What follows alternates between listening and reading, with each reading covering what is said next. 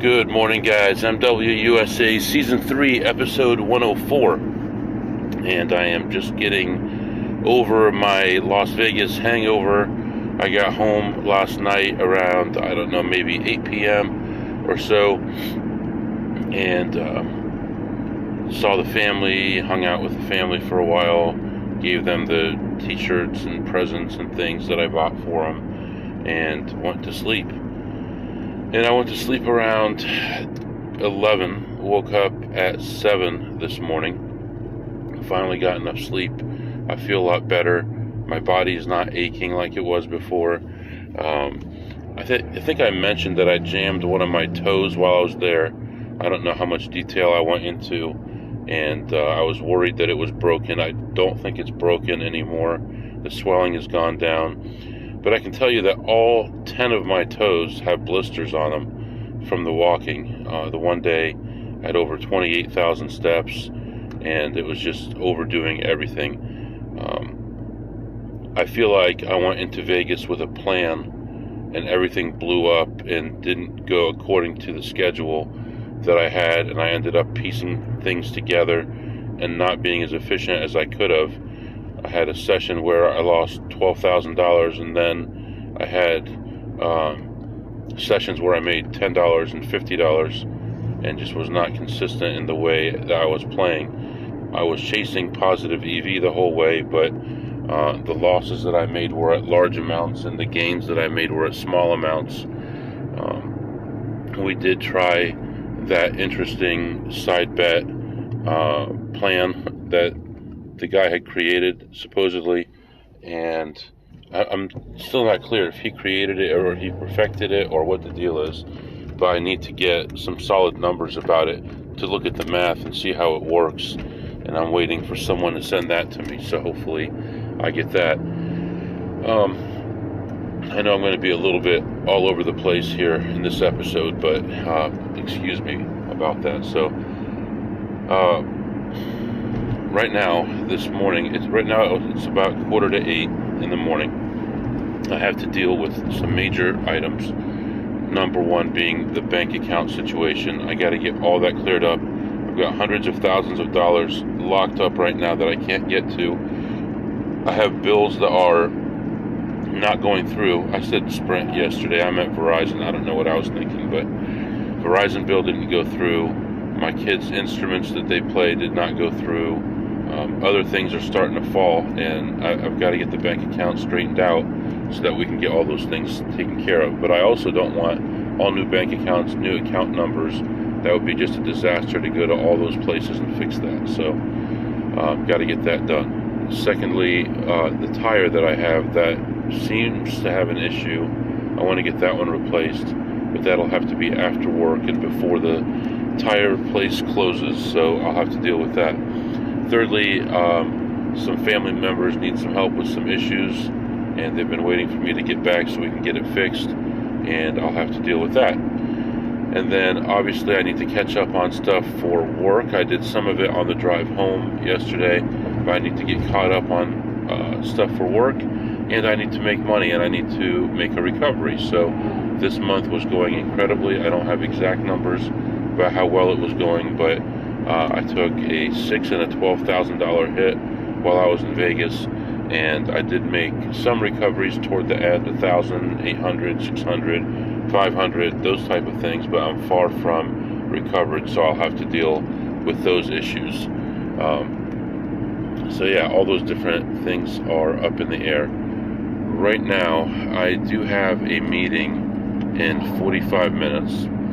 But I don't necessarily have to be in the office right away after that. So I'm thinking about,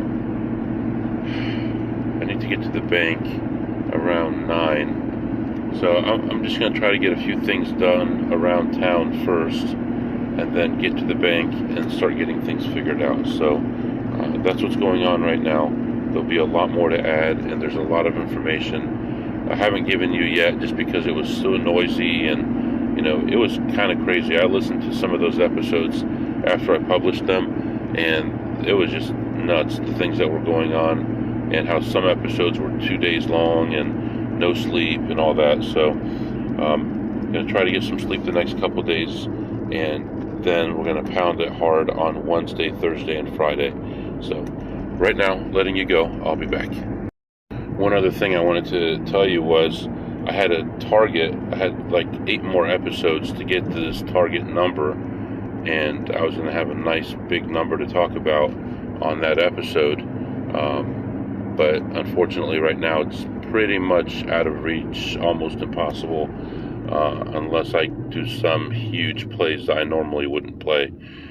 So I'm not going to do that. I'm going to keep playing my game the way I normally do.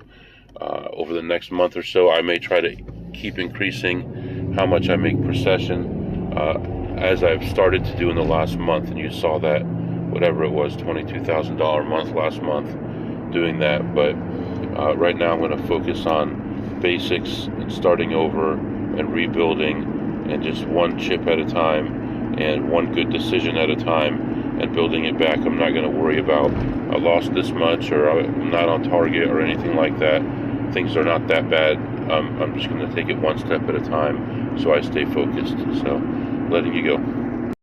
Sorry, looking back, I listened to some of those episodes, and you could tell how tired I was. There was the one where I lost 12,000, and I was telling you about the last hand, and if you listen closely, I ended up getting a 21 according to what I said instead of a 22 by getting that 7. It should have been an 8 for a 22, but I was so tired at that point. I really should have taken like 6 hours to sleep, but I think that may have contributed to some of the issues, although from then on I was the most tired and I seemed to do better at that point. But yeah, I'm just listening to some of those episodes and hearing some of those little things that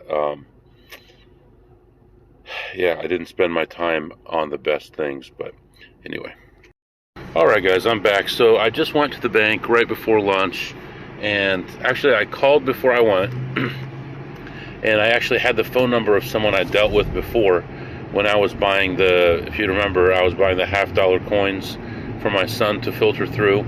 So I called for him, and he wasn't at the branch. He was at a different branch. So I called over there and talked to him. He said, come on in, we'll take care of you. I went in there. He'd already started some research on it, I think, and I was able to get all my accounts reopened with the same account numbers. And then as far as the Zelle, I think they're trying to recover it. It may or may not happen, but it's $300. That's fine. I mean, it's a lesson learned. I've got to be much more careful. At that point in time was right when I had just lost like $6,000 at a table, and I was not happy. I got up off the table, and I had a lot of things on my mind, and I didn't pay attention. I was tired. All those excuses, but you can't have that anymore. Hopefully, so we get our $300 back there, but we did well just to be able to get it open and not have to get all new account numbers, because that's just the biggest pain. So anyway, letting you go for now, and I'm going to head to work, and then we'll head off to a slots only casino. Alright guys, I'm back. So I was able to slip in there and look at some slots. I had some people sending me messages from work in between playing some machines, so I was able to answer their questions and went back and forth on playing and working back and forth. But I was in there for about 35 or 40 minutes and was able to come out ahead $203. So that's all good, plus 203 there. It's a good start to the week. We're going to build on it, of course. I believe we had a play yesterday at the airport that I didn't mention.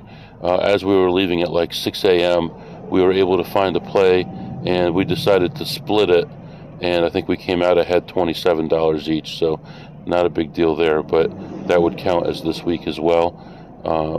So right now I'm going to take a quick break, go down the street for something, and then I'm going to come right back again and try to have another session and see if I can pick up a little bit more money before heading back to the office. So letting you go for now. I'll be back.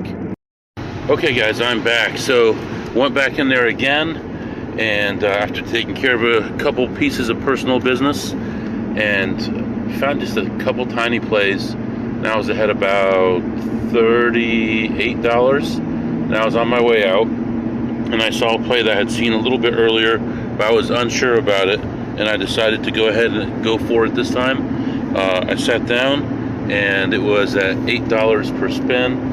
Played that for less than a minute and hit a jackpot on that one, and ended up leaving ahead $1,001. So $1,001. It cost me about $300 to hit it, but when you fast play, obviously you can spend a lot of money very quickly.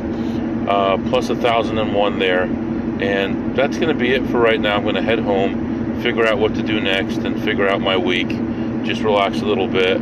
I did get about 8 hours sleep last night, and I felt much better. My feet are still sore.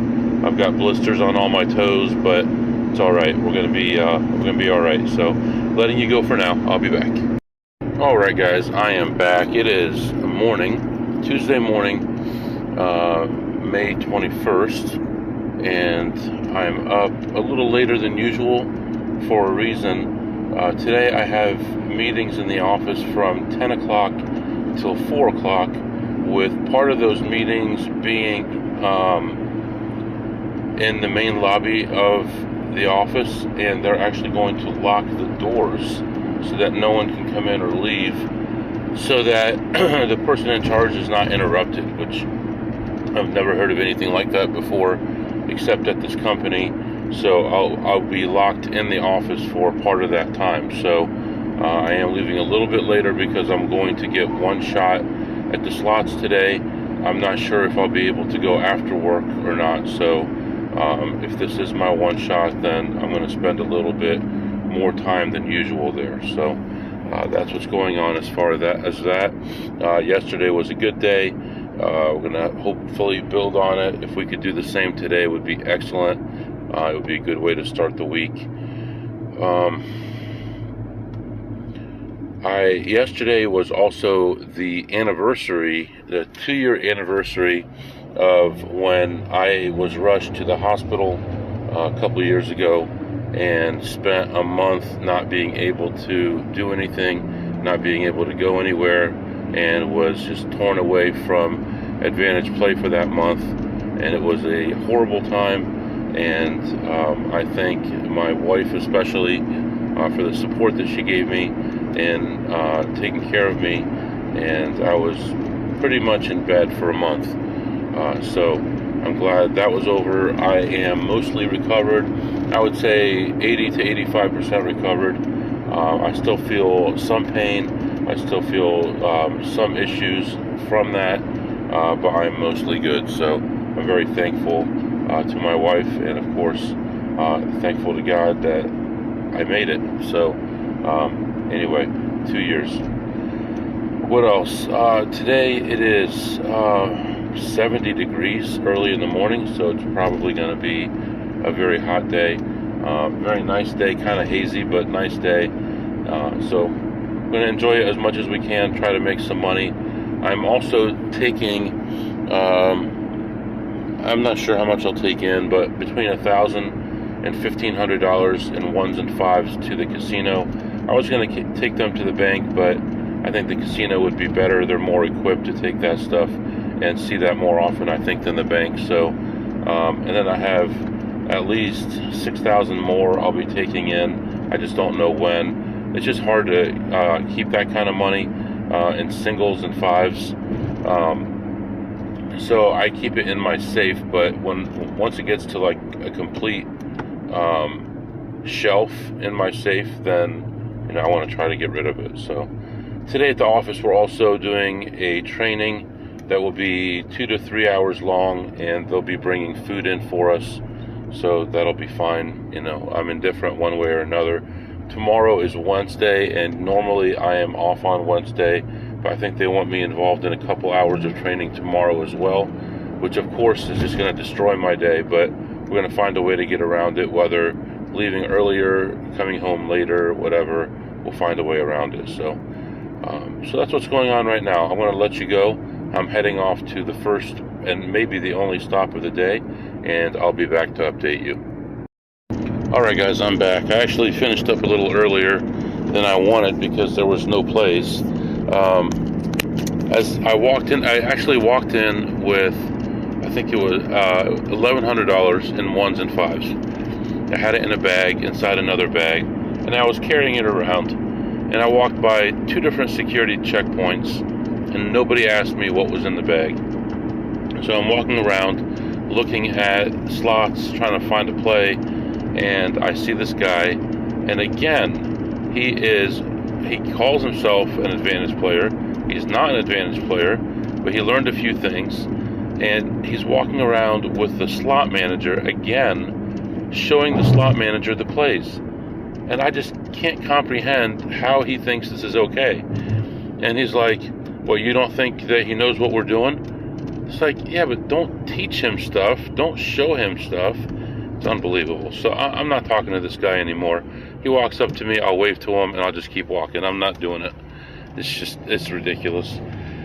So I was in there for, I don't know, 45 minutes or so. I expected to be in there like an hour and a half or more, but there was no plays. I found a couple of very minor things, and I ended up leaving ahead $78, but that was it. So hopefully the kids don't have a bunch of stuff going on tonight, and I'll have another opportunity tonight, but for sure I'm not going to have any chances during the day. So just looking at my calendar here, my first meeting is at 10 a.m. That goes to 11:30. Then I have an 11:45 to 2, a 2 to 2:30, and then a 3 to 3:30 and a 3:30 to 4. So there's zero chance of me being able to get out till at least after 4 p.m. And then at that point, traffic and things are going to start picking up. And if I have to take the kids to anything at 5 or 6, it would just be impossible to do that. So this may be my only stop for the day. If it is, this will be a very short episode, but hopefully I get another crack at it. Let's see here. Anyway, all right, right now I'm heading toward the office, and sometime tonight I'll need to get some gas, so I'm ready to go for the week, and hopefully get a chance to get this tire looked at. Although now it's not making as much noise as before, and it doesn't look like there's anything wrong with it. I don't know if maybe it's off center, maybe it needs to be balanced or something, I don't know. But we'll get that checked out before we leave for tomorrow's trip. So letting you go right now, I'll be back. All right, guys, I am back. That was actually, I go into this casino, everything was fine. I come back, I start recording, I'm recording for 10 minutes, and I looked down and there was an error and it wiped out everything I said. So that stinks, because there was some good stuff there, and now I'm obviously going to remember less details in the recording this time. But all right, we'll try to do our best here. So I leave work early. I leave between my last 2 meetings. So there was a short break between my last 2 meetings. So I took that time to get to my car and get out the door, get to my car, and travel to a casino. And then the meeting started on my trip to the casino. And I thought, maybe I'll get lucky and maybe the meeting will be short and easy, and I don't have to worry about using my laptop. Even though I had my laptop with me, I had my headset on for work so they wouldn't hear the road noise. And I lucked out in that the main person for the meeting didn't show up, so the meeting was eventually canceled. So I get to this casino, I walk in, look around, I see a perfect play, and something that you don't see very often, and it paid terribly. I made like $11 on it. Found another one, identical one across the casino, same setup, and played that and made $10, which is, it's just nuts that it paid that little. But that was good. I was watching the time. On my way to the casino, I set my maps to home, and as I was driving away from home, it was reflecting the new time that I would get home, because one of my boys has a soccer tryout this evening that I have to take him to. So he actually was on the team this year, but he doesn't want to be on the team this fall. He wants to play in high school. So fall he'll play on the high school team, and then spring on this team. So if he wanted to play in the fall, he would automatically get on, but if it's spring, then he has to try out, which, whatever. So he's okay with that. We're going to go try out, and then one of the other boys has a concert tonight, and we're going to go to that after the tryout. And actually, my boss at work has a kid in my kid's class, so he'll be there for that as well. So anyway, I get to the casino. I'm mindful of the time because I want to make sure that I can get in and out in time to be able to drive all the way home, to be able to pick up my kid, take him to soccer practice, take him home, go back to the school, and watch the other kid's concert, and then come home. So I was just mindful of all that. But things were going okay. I knew which machines to watch closely and which ones to skip over. And I found a couple decent plays, low-level plays, but they paid well. And I ended up leaving the casino plus $227. So I came back to the car, and I am heading toward home. Right now I'm going to be home right on time, assuming traffic stays the same, although it is rush hour traffic now, and it may get worse as I'm driving, but hopefully everything stays the same and everything is good. One thing I have to watch for is tomorrow I'm going to be going out of town, so on my way home tonight I need to get gas, so then I'll only have to hopefully fill up one more time tomorrow. I want to step back and talk about some things that happened in Vegas. Okay, so I think here. So I explained what happened at the Mirage, and I put that video on YouTube, and I may actually put a short on YouTube if I can condense that down. What I want to explain is lots of times there are different motivations for casinos at the cashier's desk. So number one motivation that we worry about the most, which is the least common, amazingly, is after a back off or after a hot session where you're worried about them wanting to know who you are. You go to the cash desk, they say, I need to see your ID. You say, oh, hell no. And they say, well, I'm not cashing these chips. Then you have a standoff, right? Everybody worries about that. Do I give them my ID? Do I move on? How do I get my chips back? What do I do? That's always a major thing that goes through our minds, and we're worried about it. And a lot of people tell you, don't cash out immediately after a session. And I still cash out immediately after a session because most of the time I don't get heat. And the few times I do get heat, I leave the casino and I come back later and I cash. So in this case, I had $7,100 in chips, and my feeling was that the Mirage would ask you for ID at $3,000 or more. Their policy is probably $3,000, but $3,001 in other words, but they would probably do it exactly at $3,000 because that's the way stupid people's minds are. Same thing with the CTR. They're going to do it at $10,000 instead of $10,001, but we understand that, so we play within the rules that are defined for us, right? So the second thing that can happen is that, like with me, I don't have a lot of heat, although I could have, because some crazy stuff happened. I went from having $0 to $7,000 in front of me in about 5 minutes. And then you worry about being able to cash out enough chips, right? So I had 7,100 in chips. I thought that they would cash out 3,000. So I did under 3,000. And I don't remember the amount. It was either 21 or 2,600. It might have been 2,600 that I did at that point, and I came back later to do the rest. And there was no problem. They cashed me out, no issue. I came back about 8 hours later after I had gone back to my room and played some other places and gotten a quick nap. I came back with 2,100. I walk up, and there is, I want to call them a black couple, but I don't know that they're a couple. Maybe they're just flirting with each other, right? So it was the cashier, and she was all blushing and giggling and talking to a security guard. And I walked up, and she was like, oh, here comes somebody to bother me. I don't want to mess with this guy, so I'll screw him over.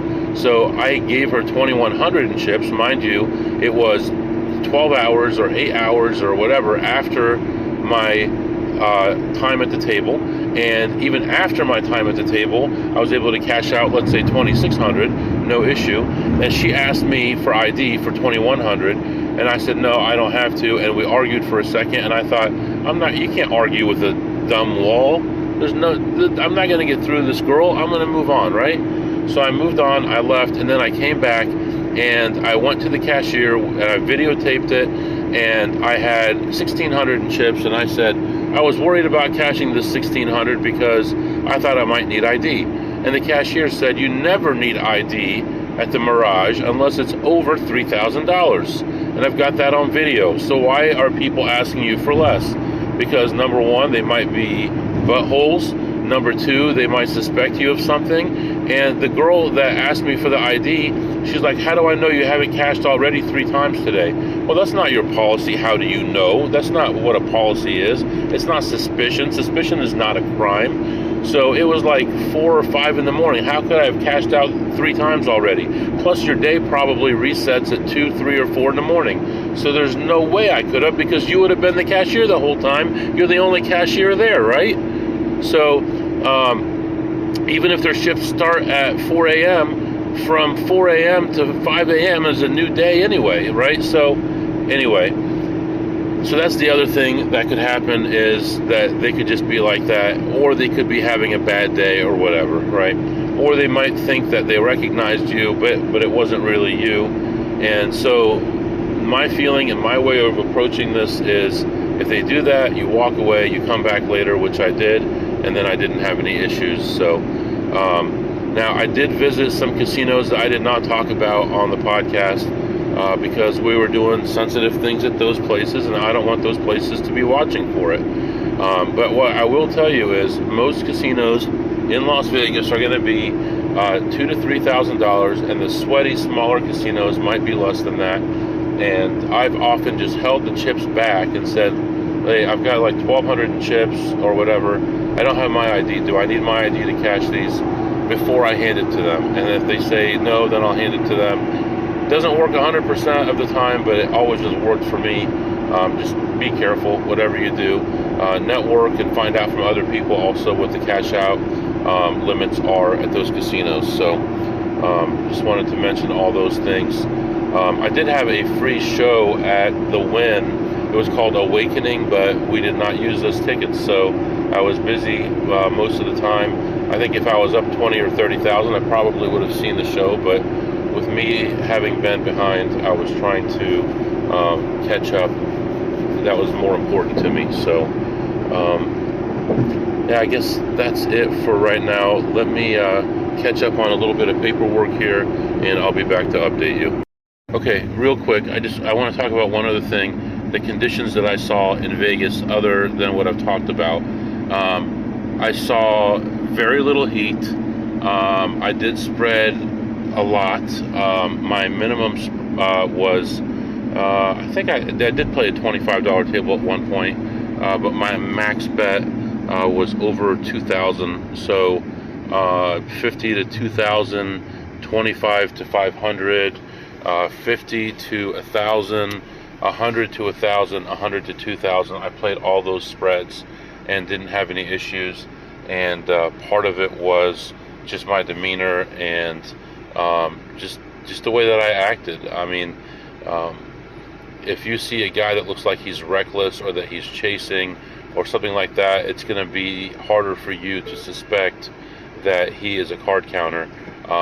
When you see someone who is very calculating and not talking to the dealer and not making eye contact and focused on the cards and moving his head with the cards, it's going to be easier to suspect that person, especially when they jump, right? So you have a double deck and the count goes from a neutral count to a +7 in one hand, and now, which is like a +3, let's say, in that case.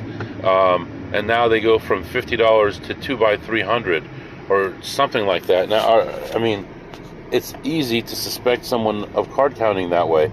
I do the jumps in parlaying. Okay, well, it went up like that, so I went from 50 to 125, and then 125, and then the count goes down by 1 or 2, but it's still a true 2. I go from 125 to 175 or 200. Well, now the count went down, but I went up. Well, the count dictated that I go up that much in the first place, but I didn't want to jump. So it makes it harder to suspect that I was counting when there's 4 face cards on the board and I raised my bet, if that makes sense. So, I mean, these are just things that I do. I'm probably totally wrong. Go ask the experts. They'll all tell you the MWUSA is a liar and he doesn't make any money and everything he says is impossible. But, you know, some people do believe me and have seen me make money. But I'm telling you, doing these things might cost you a little bit of EV, but in the long run, it'll buy you longevity. And if you can't travel like a lot of these guys can, where you're in a different state or a different country every week or every weekend, and you know you don't want to pound it hard for 3 hours and then get backed off for 2 years, then listen to what I'm telling you and don't be obvious about your jumps. You might leave a little bit of money on the table short term, but long term, I've been going to some casinos for 3.5 years and never been backed off once, and I go there once or twice a week. So don't tell me that the perfect situation is always to make the most money right now. And don't forget, when you do try to make the most money right now, you're going to have a smaller sample size. So your sample size might be 5 hours here and 5 hours there versus hundreds of hours at the same casino if you're maximizing your time. So it's worked for me. But anyway, right now I am heading toward home. It is 91 degrees and I'm going to be standing outside watching some soccer. Going to get my kid there, and I think we'll pick up tomorrow. I do have some questions about Vegas that I'll be addressing in the next couple of days that people have asked. If you have any questions or comments, the email is mwusa21@gmail.com, mwusa21@gmail.com. See you next time.